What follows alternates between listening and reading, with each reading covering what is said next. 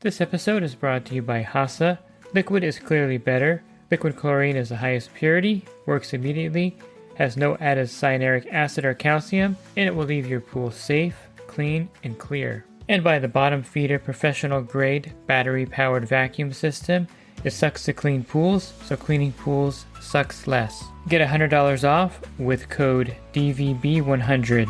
This episode is brought to you by Skimmer, the #1 pool service software in North America. With Skimmer, you can streamline your schedule, grow your revenue, and keep your customers coming back with 5-star service. Whether you're a one-person operation or an established team, Skimmer is your partner in success. Visit getskimmer.com/poolguy to try Skimmer for free for 30 days. The Pool Guy Podcast Show. The Pool Guy Podcast Show. The Pool Guy Podcast Show.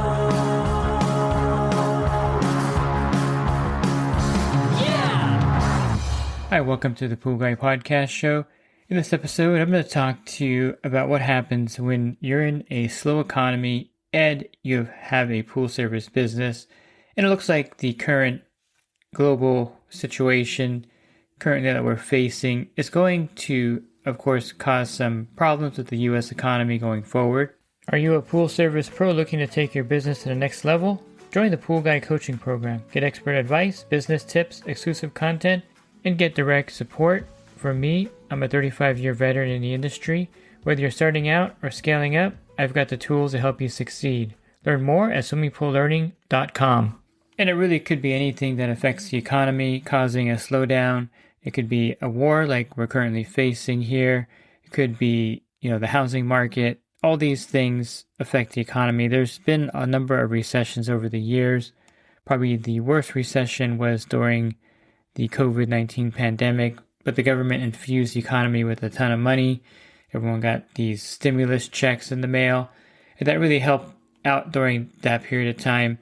In 2008, there was another pretty major recession with all the bad mortgages, caused the housing market to pretty much collapse in on itself. The federal government also bailed everyone out by buying the mortgage-backed securities. Actually, they turned a really good profit on this when the housing market went up. They're able to resell those mortgages and, of course, get them off the books at a profit. And there's all different things that will affect your service besides the economy being slow. But a slow economy does affect your pool service in a few different ways. And it's not going to be anything, I don't think, dramatic. There's always pretty much the effects during a downturn in the economy. Customers are going to put off maybe some remodeling work or some install of new equipment until things settle down. Their job may be affected, of course, or depending on their industry. But I think on the flip side, the thing that really affects the pool service industry is inflation. We really saw this happen during the COVID-19 pandemic when, of course, the government was giving everyone stimulus money, which caused people to go out and buy a lot of stuff that they didn't need and spend that money, which caused, of course, inflation. And this inflation, there was stuff in short supply, so the prices went up, and this caused inflation all across the board.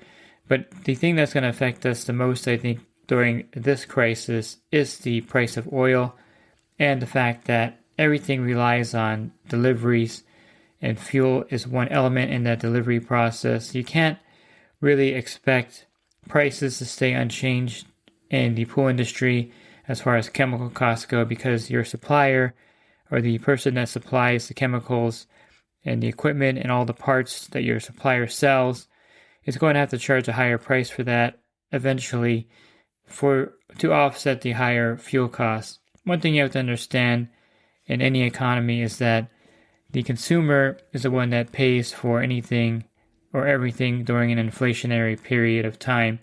And since you are the customer of the wholesaler buying the chemicals, and then your customers are the ones you're selling everything to or maintaining their pool, really what's going to happen is that you're going to pay a higher cost for your chemicals, and you have to pass that cost on to the customers on your route. There really is no way around it, and it's one of those things where it's kind of a snowballing effect. Since you're paying more, since your supplier, I should back up, since the distributor is buying products at a higher price because the suppliers are charging more because they're paying more for fuel, which means you're going to pay more to the distributor for your chemicals and your equipment and supplies, and your customers are going to have a rate increase to cover that because you can't absorb the extra cost, just like your distributor can't absorb the extra cost they pay from their suppliers, and just like the suppliers can't absorb the cost of the higher fuel. It's a trickle-down effect to where someone has to pay for it, and this is why prices go up everywhere when we're in an inflationary period of time. There's nothing really that you can do to prevent this. There's no protection you can do. Maybe you can go buy all your chemicals right now and stock up for the summer, because I think if this goes on for an extended period of time and the price of oil stays elevated, the price of fuel goes up everywhere, you're going to see a pretty dramatic increase in prices this summer. Now, if things kind of calm down and right themselves quickly, then you don't have to worry about it too much. It'll be a blip and prices will go up, but then they'll come back down once the fuel prices come down again. Who knows you can't predict who knows what's going to happen or how extended this is going to be, but you're going to have to do things to protect yourself. Now, if you were planning on not raising prices this season, maybe you raised your customers' prices last season and you're going to skip this year, I would say that you may have to reevaluate that, and you really can't skip raising the prices at this point because there's a lot of uncertainty out there in the market, and I would say that people expect it at this point because everything else is going to go up, of course, and I would suggest maybe a small increase to cover any kind of increases that may happen this summer. You don't want to do 2 increases in 1 year, so you have to kind of think of this strategically and logically. But if you wanted to go up $10 or $15 per customer, when you have to do it, like right now, I would say you don't know clearly you have to do it, but I would say that if it's off the table, put it back on the table, and then at the beginning of summer, you may want to increase the prices depending on how extended the increased cost of fuel is at this point. And it's one of those things where maybe the government's going to step in and help out and, ease the price of fuel. Maybe they won't, and maybe this won't have much of an effect, because I find that once the cost of gas goes up, especially in California, it takes a very, very long time for it to go back down. It goes up instantly, 10, 20 cents in one day. And then over the course of 2 weeks, it starts dropping a couple cents every day. And I've been doing this long enough to have gone through many recessions and downturns in the economy. And what you have to do invariably is understand that you can't absorb the higher costs in your business and survive. No one really does that. If you have a business and you're absorbing all these extra costs, you're going to go out of business because that extra cost is going to eat into the profit. And this is hard for people to understand when you talk to someone about, prices going up, especially in the food service industry, restaurants and fast food restaurants. The cost of labor has gone up with the increase of minimum wage in my area in California. The food cost goes up. If the fuel goes up for an extended period of time, flour goes up in price, everything, meat goes up in price, and they have to raise the price of their burger and fry special and pass it on to you. And there is a tipping point, by the way, where people are like, well, I'm not going to go out to eat, today because it's just too expensive to go to Tom's Burger number 10 or whatever, and I'm going to just, make myself a sandwich. And that, of course, affects the business because now they've lost a customer that day. And if that is going across, 50 customers that they don't get that day, they lose money. And eventually, they're going to have to do other things, cut employees. And you can see how this is a snowball effect now of everything costing more, them having to raise their prices, and they lose customers and they have to lay off employees and maybe close a location. I mean, it could go to that point. That definitely happened in 2008, where a lot of businesses went out of business. But for pool service, the nice thing about it, and I know I just scared everyone right there, The nice thing about pool service is that you are a service industry.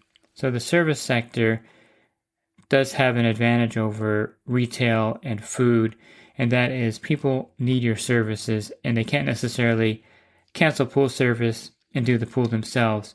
I mentioned the higher price of chemicals, so the customer that wants to try to do it themselves is going to go to the store and they're going to be in for a sticker shock for the price of chemicals to maintain their pool.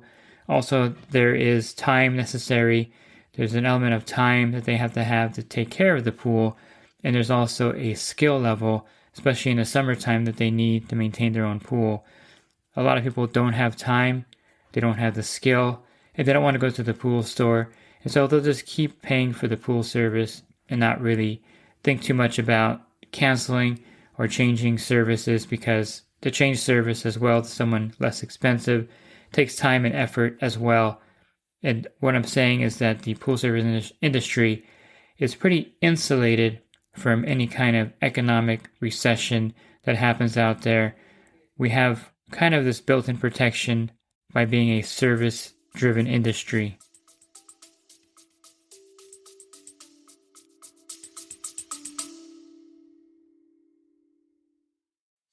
And the Pool Guy Podcast Show has teamed up with UPA to bring you affordable, reliable liability insurance starting at just $64 a month. Get up to $2 million in coverage, and the members of my coaching group get an even lower rate. Protect your business and your peace of mind. Sign up with UPA today by clicking the link in the podcast description.